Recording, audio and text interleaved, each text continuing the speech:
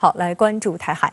解放军军机11月累计进入台所谓西南防空识别区30天，达到全勤。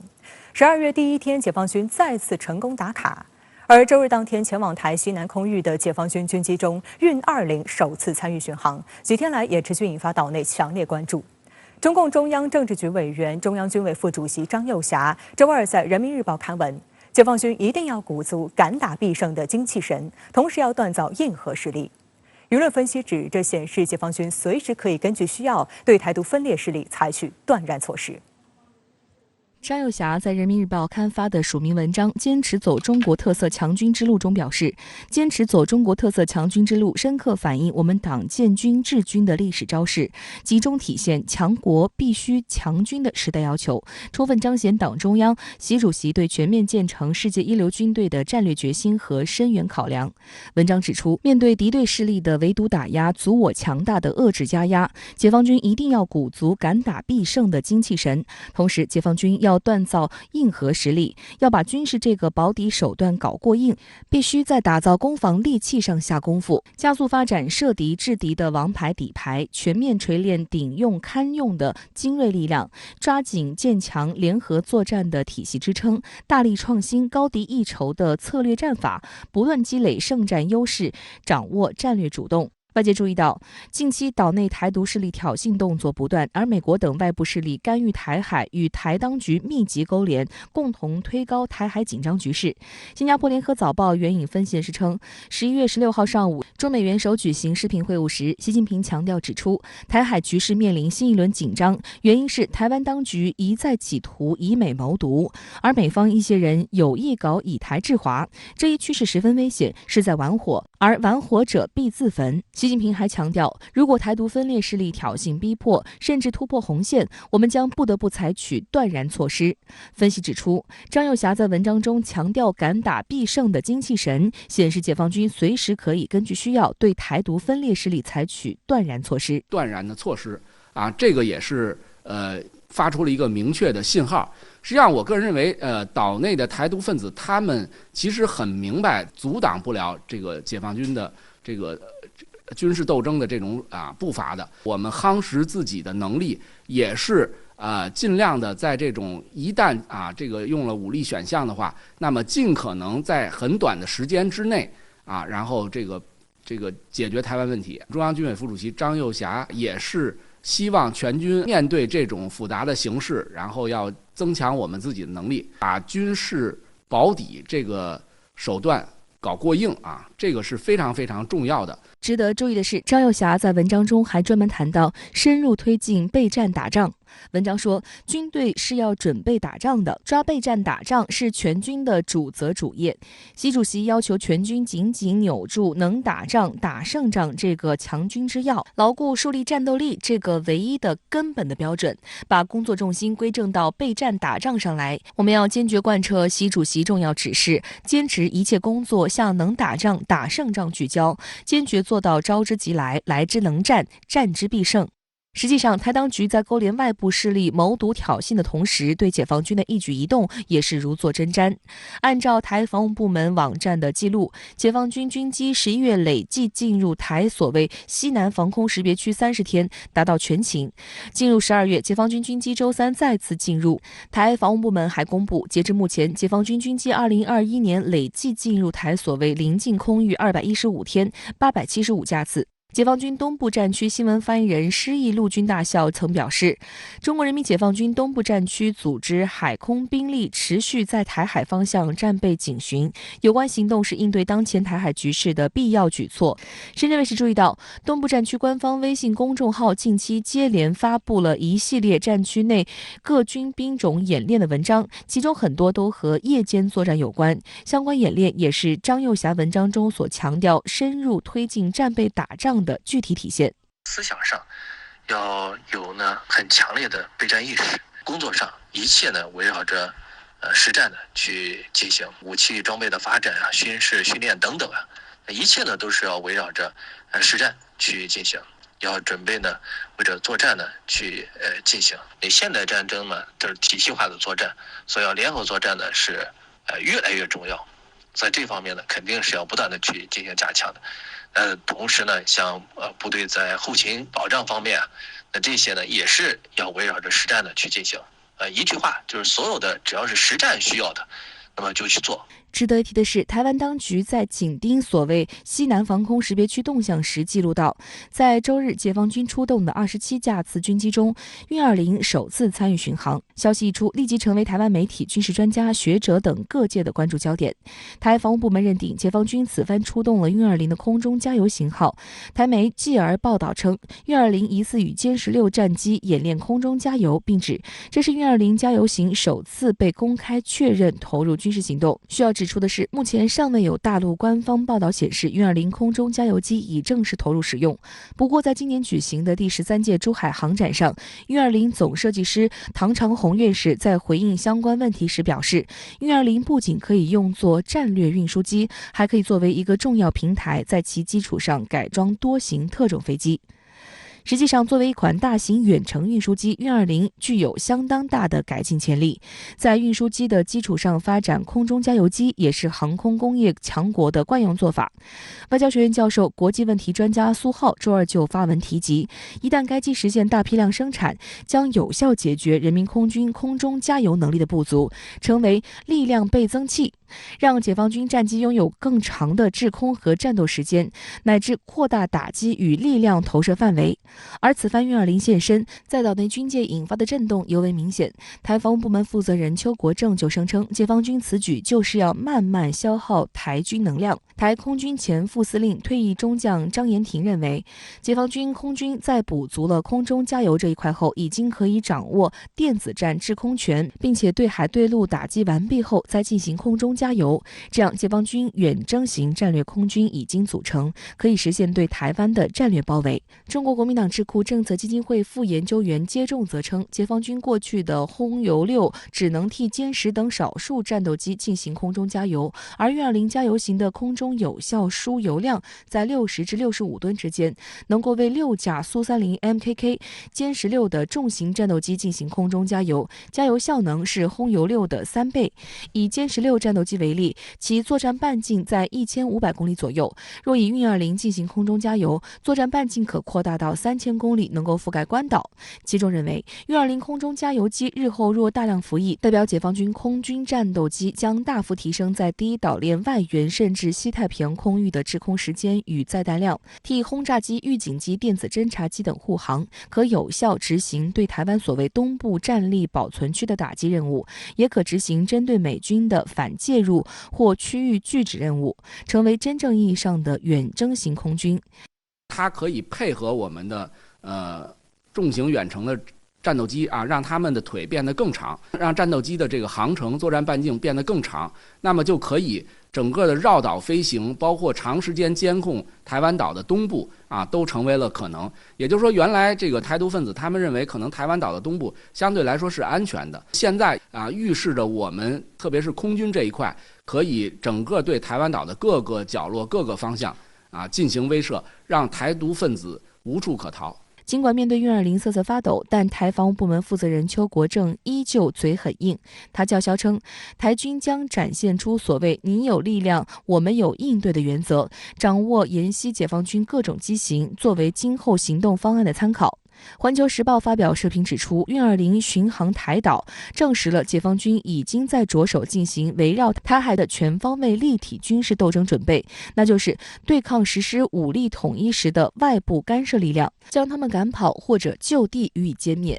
做好充分的军事斗争准备，不意味着我们就想战争。台海局势的逻辑是，我们打击外部干涉势力的军事能力越具有压倒性，越能够促使美军和其盟军在台海爆发战争的情况下冷静下来，放弃军事卷入。我们的这种威慑越是成立，嘴硬的台湾当局越会色厉内荏，真正畏惧大陆画出的深红线。如果和平解决台湾问题尚存希望，这是希望背后的关键支柱。所谓的提出这个进行演训啊，或者针对解放军机型的研究，实际上都是徒劳无用的啊。最多可能也就是尽可能拖，尽可能延长时间。实际上，解放军这边也是一个综合的打击啊。所谓首战即决战，那么可能动用各种各样的武器，不光是空军的这样的一些装备，届时台军的战斗机或者它的机场能不能保存完好，战斗机能不能有效的升空，都是一个问题。值得注意的是，中国大陆通过战备警巡等动作已经释放明确信号，但外部势力依然没有放弃干涉台湾问题。多次在台湾问题上炒作造势的日本前首相安倍晋三，周三参加台湾一家智库论坛时口出狂言，叫嚣台湾出事就是日本出事，也就等同于日美同盟有事。他声称，钓鱼岛与那国岛等所谓日本领土距离台湾仅100公里左右，中国大陆若对台湾采取武力行动，将对日本构成严重威胁。外交部发言人汪文斌周三表示，安倍晋三罔顾国际关系基本准则和中日4个政治文件原则，公然在台湾问题上胡言乱语、指手画脚，妄议中国内政。中方对此强烈不满和坚决反对，已通过外交渠道提出严正交涉。台湾是中国的神圣领土，绝不容外人肆意染指。日本曾对台湾殖民统治长达半个世纪，犯下了罄竹难书的罪行，对中国人民负有严重的历史罪责。任何人胆敢重走军国主义老路，挑战中国人民的底线，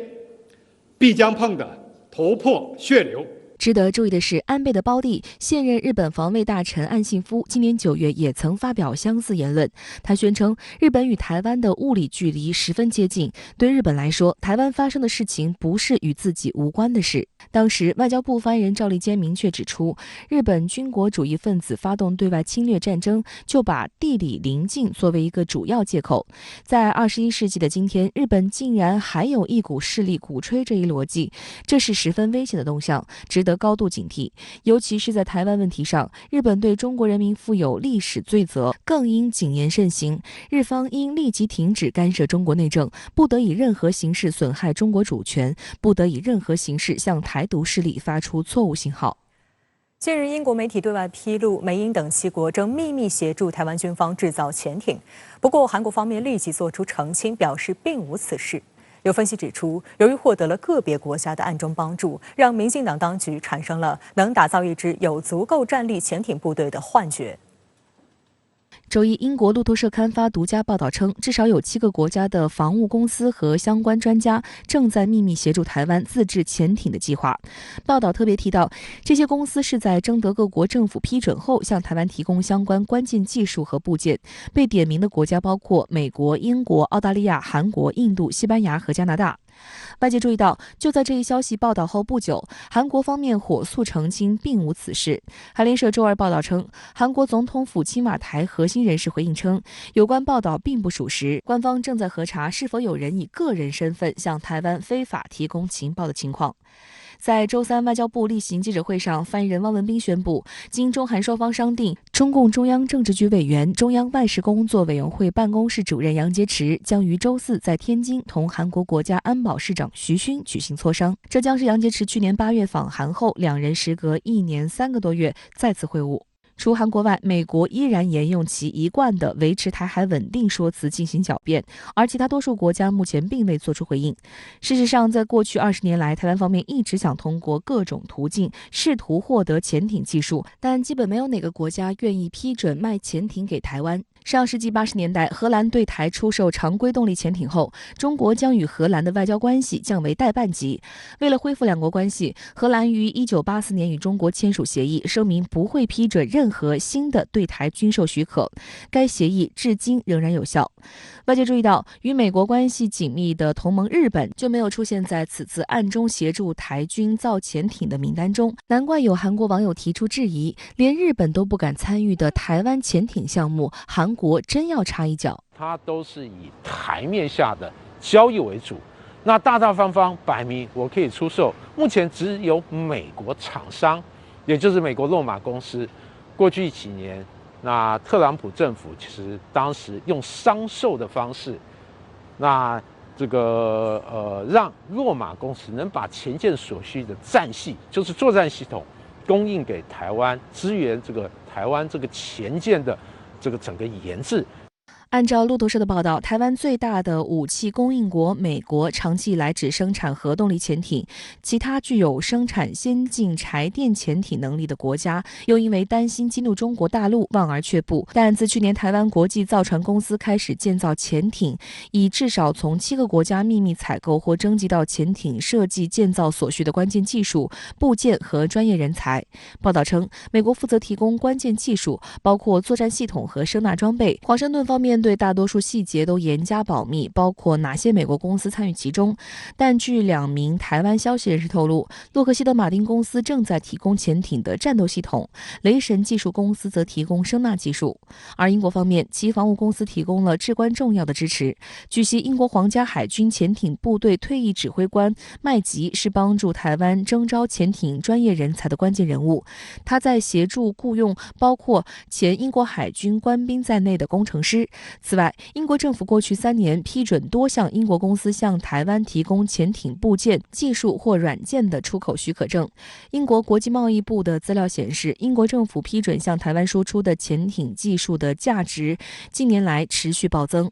报道还引述2名直接了解项目的台湾人士指，所有过程采取低调策略，由团队直接联络外国公司，而不是先寻求企业所在的国家的核准。待企业取得订单后，再由公司向政府申请出口许可。即便如此，在建造潜艇的过程中，仍遇到过外国公司最后一刻终止交易的情况。为防止类似意外一再发生，台湾方面在取得重要技术或设备时，会同时向多个不同的厂商下订单，确保有厂商突然终止交易时，不会影响到台湾打造潜艇的进度。潜舰的制造，它有很多难以获得的敏感装备，在台湾称之为红区装备。这个台湾既不能自行研制，在国际上其实受到相关这个交易的高度管制，也因此这类设备其实尤其是台湾潜舰制计划的重中之重。那相关的设备，价格高昂，然后货源不稳定，很多口头上说能获得，但最后能否按期程交到台湾的手中？好，相关话题马上来连线特约评论员刘和平。刘先生你好。在最近一次对台湾的战备警巡中，解放军大型空中加油机现身，引起台湾方面一片惊呼。那您认为这背后究竟意味着什么？我认为它的意义首先是体现在解放军空军自身发展上，是属于解放军空军自身发展上的一个重大突破。大家知道，在具备大型巡航舰，尤其是拥有航空母舰之前，解放军海军曾经一度被称为黄水海军。而在拥有远洋巡洋能力之后，解放军海军才真正实现了质的飞跃，具备了战略威慑能力，被称为了蓝水海军。同样，具备了大规模空中加油能力，解放军空军的航器才能飞得更远。所以大家可以看到，解放军空军这次对台湾空域的巡航，不仅巡航距离远，深入了台湾的东南空域，而且这一回我们一次性派出的飞机多达27架，其中包括1组远程电子干扰机、1组歼击机、1组轰炸机，再加上空中加油机。这些组合在一起，就意味着解放军空军已经可以组织起一支远征型的、具备实际作战能力的体系化打击机群，意味着这个体系化的打击机群既具备了攻的能力，同时也具备了守的能力，既可以进行电子干扰战，又可以掌握一定的制海与制空权。那在您看来，解放军空军的大型空中加油机出现在巡航队伍中，对台军又有何警示？我认为这得从台军的军事战略与地形地貌说起。大家知道，台湾在地形地貌上，其西面地势相对平坦，基本上无险可守；而台湾的东部，这不仅是地势陡峭的山脉，而且直接面向深不见底的太平洋。这样一种地形地貌，也就意味着台军可以凭借其东部的天险来构筑军事防御体系。一个方面可以把核心军事指挥中心以及关键性的军事装备隐藏在东部山区，另外一方面又可以凭借东临太平洋的优势等待美国军队的支援。也就是说，在遭到大陆的军事打击之后，台军一方面可以利用东部山区的地形地貌保存自己的战力，另外一方面又可以利用太平洋的天险等待美日澳的军事援助，并与美日澳军队展开合作，这就是他们的如意算盘。而解放军空军这次派出一支远征型的、具备实际作战能力的体系化打击机群，深入到台湾东南空域，尤其是这个机群中还出现了大型空中加油机。那么这个也就意味着解放军空军不仅已经有能力深入到台湾东部空域了，而且已经有能力在空中对台湾包饺子了。也就是说，台湾空军不仅将面临着再也无险可守的困境，而且他们早前构筑的利用东部山区与面朝太平洋的地形地貌来保存战力，等待外援，并伺机对大陆发起反击的军事战略与战术体系，都得面临新的挑战，甚至是要推倒重来了。好，谢谢刘和平先生在线和我们分享您的观点，谢谢。美国不断在印太地区挑起军事化，最明显的动作就是美军航母越来越频繁地出现在这一地区。近日，美军就在日本附近海域演练了最新的航母打击群联合战术。此前，美军还在南海演习了美国航母遭到大规模战损和伤亡的状况。越来越多迹象显示，美军演习正朝着美军遭遇同级别对手的实战状况前进。针对印太，美军还重新配置了航母资源。那么具体情况如何？来看报道。10月中旬，美国海军第7舰队司令换人，由美国海军作战部负责作战计划和战略的副参谋长卡尔·托马斯中将接替比尔·莫兹中将，担任第7舰队第53任指挥官。卡尔·托马斯是第114早期预警中队12C 鹰眼飞行员出身，曾担任卡尔文森号、里根号航母打击群司令。卡尔·托马斯接任第7舰队司令后的第一个重大任务，就是组织美国海军陆战队第1联队和美国海军第7舰队进行的联合战术演练和模拟打击。华尔街日报周二报道，托马斯当天在美日德澳加5国海上军演结束后，扬言要在亚太派出更多航母。在被问及所谓中俄军事威胁时，托马斯称应以所谓统一战线应对更强势、更威权国家。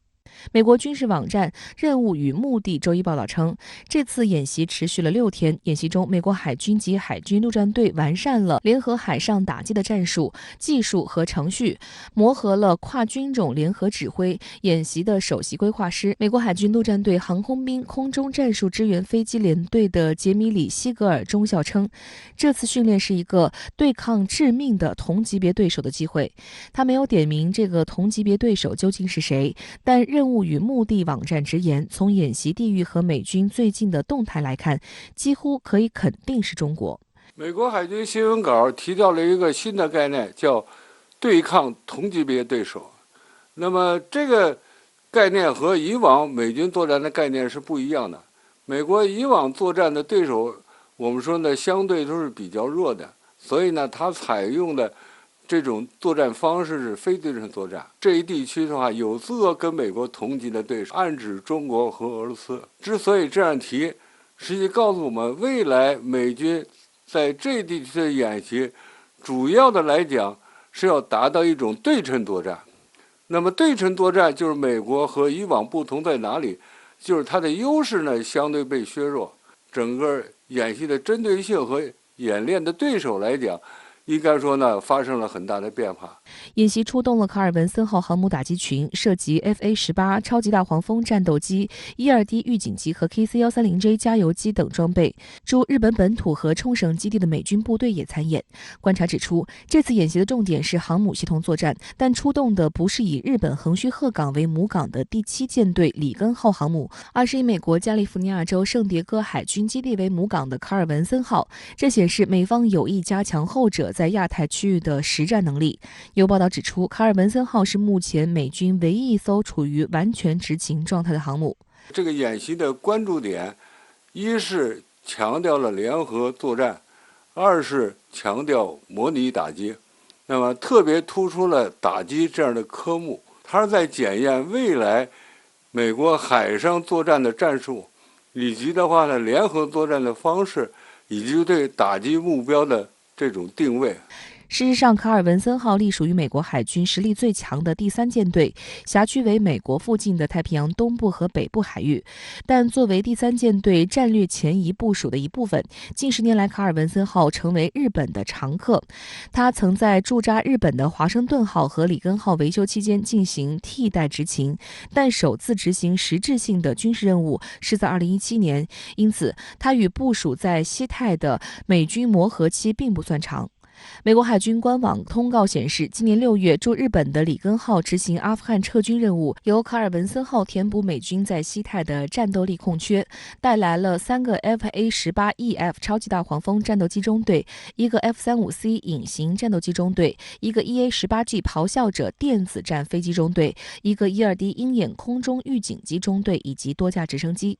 值得关注的是，与美军其他航母相比，卡尔文森号航母的护航舰队大为增强，是5艘阿利伯克级导弹驱逐舰，老化严重的提康德罗加级巡洋舰首次在美军的航母打击群中被消失。相比之下，被派去执行阿富汗撤军任务的里根号航母只有1艘驱逐舰和1艘巡洋舰护航。里根号已经于10月16号返回横须贺军港，被媒体拍摄到船体锈迹斑斑，也没有参加这次的实战演习。外界猜测里根号的战略价值已经大为降低，在西太海域已经被边缘化。在中美博弈当中，美国特别强调了这个航母的作用，是因为航母是一个移动的海上机场，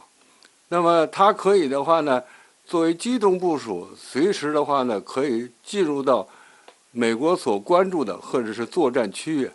在这种情况下的话，它主要的目的之一，那么就是利用装备的优势，要夺取制空权、制海权。应该说，在中美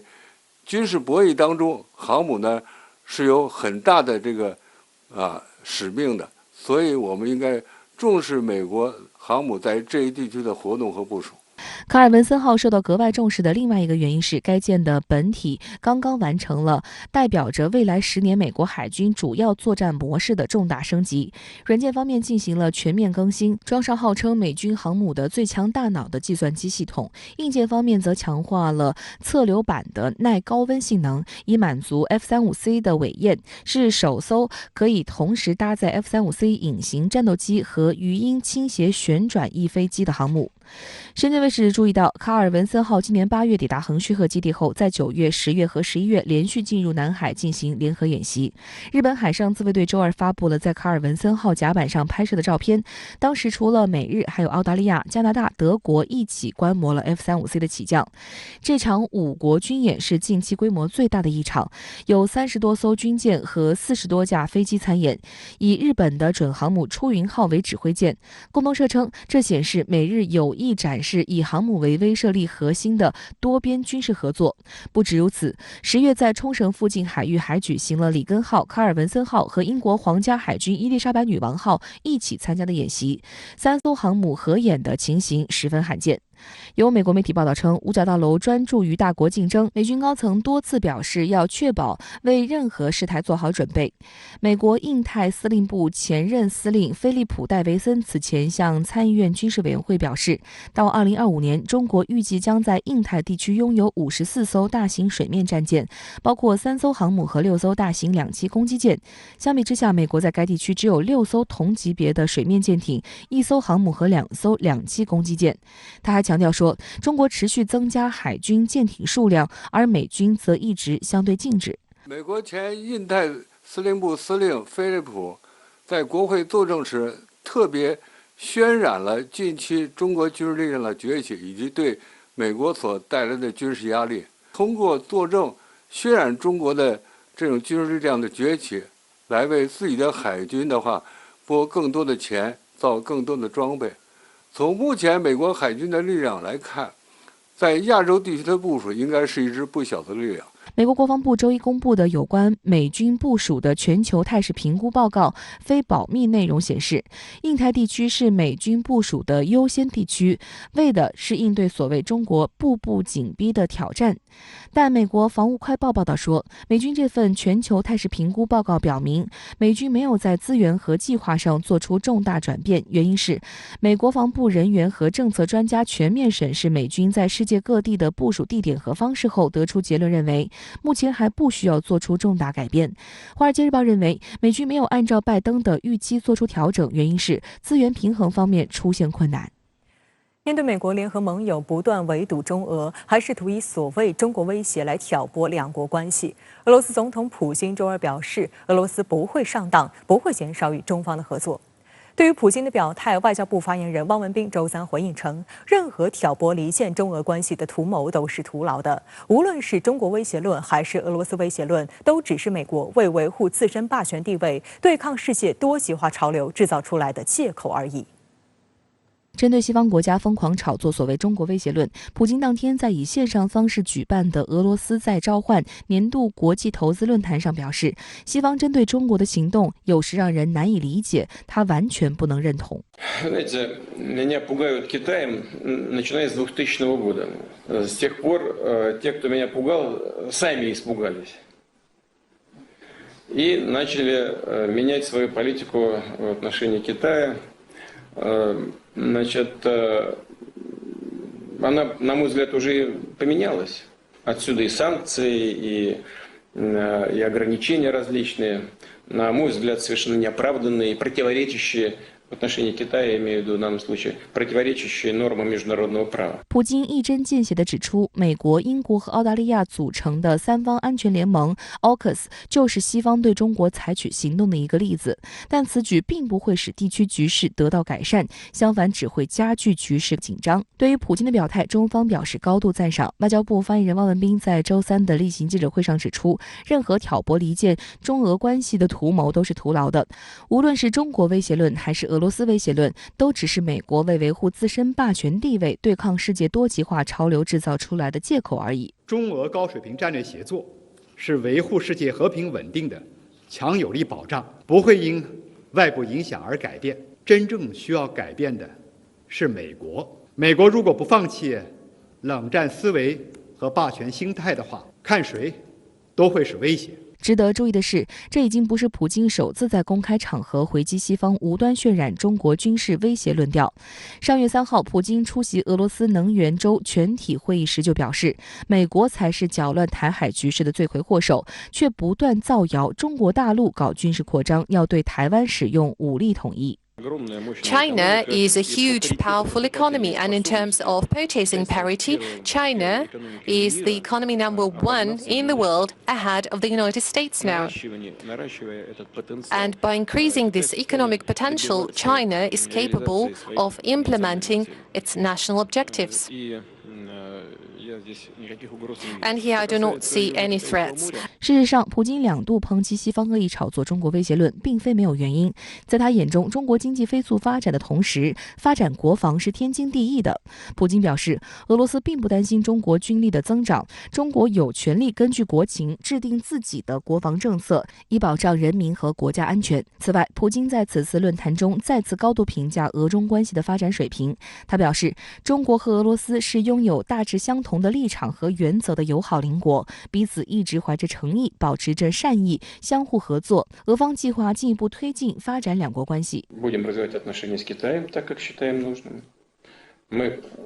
удовлетворены уровнем наших отношений. Думаем, что они могут быть еще более глубокими, содержательными и привести к положительному эффекту как для народа Китая, так и для народов Российской Федерации. Отношения стабильные. И более того, отношения между Россией и Китаем являются значительным фактором стабильности в мире. 中俄两国有4300多公里的共同边界，互为最大的陆上邻国，所以两国在安全上是互相需要的。那么在政治上呢，两国坚定的互相支持彼此的核心利益，也支持彼此选择的这个国家的发展道路。可以说，两国关系是超越了意识形态、超越了国情、国力还有价值观的差异的。我想，普京总统的意思非常明确，就是中俄两国对于彼此来说都具有很高的战略价值，是不会受到外界杂音的干扰的。周二，由国务院总理李克强与俄罗斯总理米舒斯金共同主持的中俄总理第26次定期会晤以视频方式举行，并在会后宣布通过中俄总理第26次定期会晤联合公报及双方区域经济合作、数字经济、海关等领域合作文件。李克强表示，中俄同为全球主要经济体和新兴市场国家，双方在坚持多边主义、维护以联合国为核心的国际体系和以国际法为基础的国际秩序方面拥有战略共识。中方愿同俄方进一步加强沟通协调，激发合作潜力，提升合作水平，为促进世界经济平稳复苏、维护地区和世界的和平稳定发挥更大作用。米舒斯金表示，俄中新时代全面战略协作伙伴关系处于历史最高水平，并继续快速发展。俄方愿同中方一道落实两国元首共识，深化双方抗疫以及贸易、投资等领域合作，加强欧亚经济联盟同“一带一路”对接，巩固两国传统友谊，为俄中全方位合作不断注入新动力。据俄新社的报道，米舒斯金在会晤中还提到，近段时间几个外国伙伴持续对俄中采取不友好的行动，俄中都遭遇了非法单边制裁、政治和经济施压等挑战。米舒斯金认为，回应这些压力和挑战的最好方式就是中俄在平等、互信和尊重等原则的基础上共同努力、共同发展。外界注意到，就在中俄总理会晤的前一天，美国国防部发布全球态势评估报告，计划改进在关岛和澳大利亚的军事基地，以对抗中国，还要威慑俄罗斯。俄罗斯消息报援引欧洲政界人士的话称，美欧计划分工对付中俄，其中美国和英国将专注于遏制中国，而欧盟将致力于对抗俄罗斯。另外，将于下月召开的民主峰会，东道主美国将中俄两国排除在邀请名单之外。对此，中国驻美大使秦刚和俄罗斯驻美大使安东诺夫上周五在美国国家利益双月刊网站联合发表文章，批评这场峰会实质上是美国披着民主外衣，推行集团政治，挑动阵营对抗之举，不仅在全球创造新的分界线，还试图将民主一词私有化，既不尊重各国人民民主权利，也不利于国际合作。分析认为，在当前国际格局和秩序发生变化的关键时刻，中俄两国的协调合作为当前不确定的国际秩序注入正能量。这种正能量能确保国际格局沿着一种稳定的、良性互动的、普惠的方向发展，而非沿着美国等个别国家划分阵营、撕裂全球化的方向发展。两国在共同维护二战之后的这个国际准则、国际秩序，还有以联合国为核心的国际体系方面呢，都是坚定的捍卫者，也是全球发展推动者和支持者。在这个纷繁复杂的国际形势当中呢，中俄可以说是一种稳定性的力量，发挥了这个两个国家应有的这个大国的责任感，也是展现了大国的担当。好，相关话题马上来连线特约评论员陈斌。陈先生你好。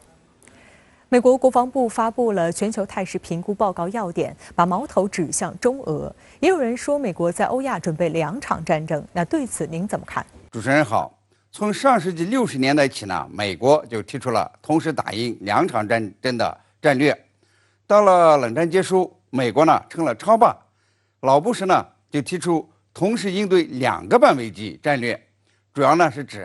美军呢能同时在中东和东北亚打2场局部战争，同时呢还能打赢世界其他地方的小规模战争。到了克林顿时代，提出呢同时打赢2场局部战争的战略，具体呢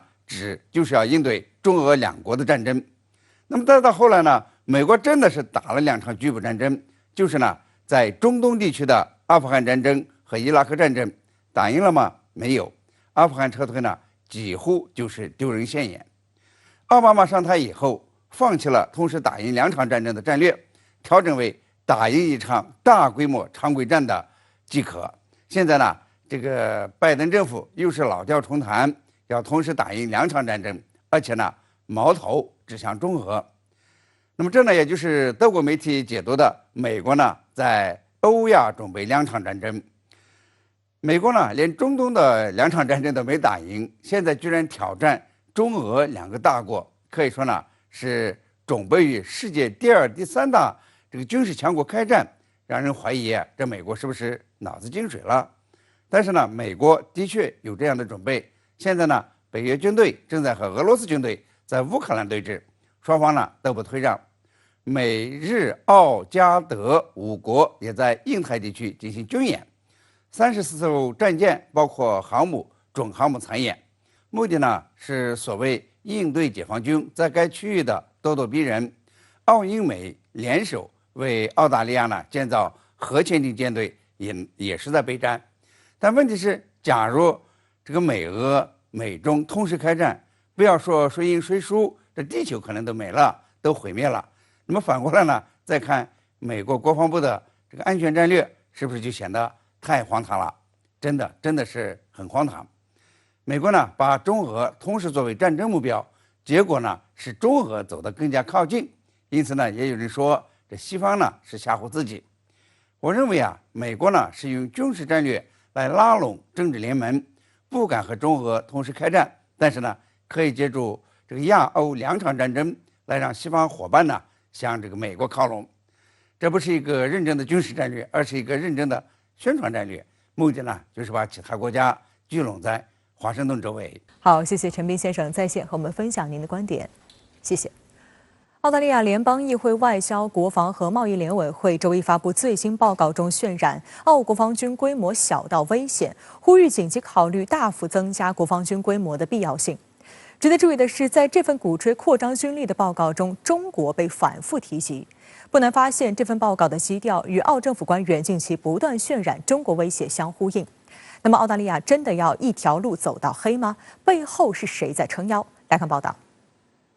澳大利亚联邦议会外交、国防和贸易联委会周一发布的报告称，澳国防军目前仅有58600人，远低于亚太地区的其他中等强国。报告还拿韩国军队的59.9万人和印尼军队的39.5万人兵力做参照，并特别渲染中国拥有世界上最大规模的军队，总兵力超过200万。该报告敦促澳政府在澳中紧张局势日益加剧的背景下，紧急考虑大幅增加国防军规模的必要性，还鼓动澳国防军进行转变，不仅要扩大常规部队规模，而且还要组建在灰色地带等方面的军事力量。深圳卫视注意到，近年来澳大利亚已多次鼓吹扩张军力。去年，澳大利亚国防部发布2020年国防战略修订和2020年部队结构计划时，就宣布将在未来10年投入700亿澳元国防预算，加强国防能力建设。通过渲染炒作中国军事威胁，来增加军事装备，然后提高军事预算，是已经成为澳大利亚常用的一个借口。中澳关系恶化的背景下，那么这个借口呢，很好用，也很实用。但是问题的关键在于，当前澳大利亚错误的对华政策是中澳关系恶化的根源。那么把这个当作借口来扩军备战，不仅不利于中澳关系的改善，也不利于澳大利亚自身安全环境的改善。实际上，发布这则报告的澳联邦议会外交、国防和贸易联委会是一个政策工作委员会，对政策推进起很重要作用。该委员会现在提出这样的报告，实际上呼应了近一段时间澳大利亚一个非常令人警觉，同时也非常危险的趋势。冷战结束后的很长一段时间里，澳大利亚国防力量主要以防御为主，5万多国防军的规模也符合澳本身的国家定位。然而，澳大利亚如今出现一批独武主义者，一直在渲染所谓的中国威胁论。据澳大利亚金融评论报报道，澳大利亚国防部部长达顿上周五宣称，澳大利亚正面临自2战以来最重大的战略环境变化，并用大篇幅渲染中国对本地区包括澳大利亚在内的各种威胁。在达顿发表完演讲后，澳总理莫里森称，他认为达顿的言论完全正确，并污蔑中国日益好战。对于澳政客持续在公开场合鼓吹中国威胁，中国外交部发言人赵立坚回应表示，澳方极其不负责任。澳大利亚是中国发展的受益方，中方从未做过有损澳大利亚主权的事，澳方应客观理性看待中国和中国的发展，避免战略误判。澳大利亚某些政客应停止出于一己政治私利渲染中国威胁，不要一条道走得黑。因为我们知道明年澳大利亚举行大选，那么当前呢，莫里森政府的选情并不乐观。那么通过炒作中国威胁，那么来树立自己的强硬形象，这不仅能够吸引本国保守选民的支持，同时呢，也能对反对党形成一定的压力，为明年的选举做准备。众所周知，澳政府对中国喊打喊杀的背后，美国因素十分明显。周三，美国白宫印太事务协调员库尔特·坎贝尔在澳智库罗伊国际政策研究所发表演讲，他再给澳大利亚灌迷魂汤。在演讲前，两人先将商业互吹演绎到极致。Kurt has been at the centre of important initiatives, including the Quad and AUKUS. I believe he's had a greater impact on US policy towards Asia than any other American official in living memory. He's also a good friend to Australia and to many Australians, including prime ministers of recent decades. No think tank, no do tank has done more than the Lowy Institute in advancing how to think about Asia, how to think about the Indo-Pacific, how to think about Australia's role in the world. Probably the most important is for the United States to truly, honestly, and with tremendous durability, work with partners and allies. This is not something that can be accomplished alone through faux consultation. This requires the deepest integration and engagement with partners and allies. 相互吹捧后，中国成为坎贝尔演讲中的高频词汇。他宣称，中国对澳经济制裁将无法取得成功，并强调美国不会退出印太地区。美国希望借助 AUKUS 等防务协议继续推动与盟国的合作。他声称，美国的几个盟友对 AUKUS 也很感兴趣，曾向美方询问是否可以在这个框架下合作。Many close allies have come to us in the immediate aftermath and said, "Can we participate? Can we engage?" And it is to the credit of Australia and Great Britain that they insisted, yes, this is not a closed architecture; it's an open architecture. We want to work with partners in these key areas of military innovation as we go forward. So it hasn't been, we've got time to design and to figure out where are the areas that have the most potential. I think cyber is going to be one, but there will be a number of other areas that I would expect other countries that will want to work with us. 坎贝尔并未透露具体是哪几个国家有意合作，他还坚称美国的实力没有衰退。此外，坎贝尔试图把加剧地区局势紧张的责任通通甩给中国。他罔顾美方频频进行挑衅的事实，反倒指责中国在核武器、高超音速武器的发展方面缺乏沟通，妄称中国的军事发展会引发不可预见的危机或误解的风险。深圳卫视注意到这一口径与澳最新发布的报告不谋而合。坎贝尔声称，他认为中国是想完全击败澳大利亚。中国对澳大利亚煤炭、葡萄酒、大麦、木材等商品实施的所谓制裁是为了让澳大利亚跪下屈服，但随后他又改口说，他不认为事态会走到这一步，他相信与澳大利亚改善关系符合中国利益。他还告诉澳大利亚智库，拜登政府非常清楚澳大利亚的所有情况，美国对其中一些举措及其影响感到担忧。事实上，美国倒也确实相当了解澳大利亚贸易受挫的情况，还利用这一点赚了不少钱。澳大利亚 ABC 电视台披露，今年前9个月，澳大利亚对华12项商品出口额减少了126亿美元，但美国等亲密盟友却借机承接生意。同时期，美国同类型商品出口额增加了多达46亿美元。悉尼科技大学澳中关系研究院院长詹姆斯·劳伦森表示，美国高级官员称将与澳大利亚并肩站在一起，但实际上，当你深入研究贸易数据时，你会发现美国是窃取澳大利亚对华贸易销售额最多的国家，战略伙伴成了激烈的商业竞争对手，这正是我们所看到的。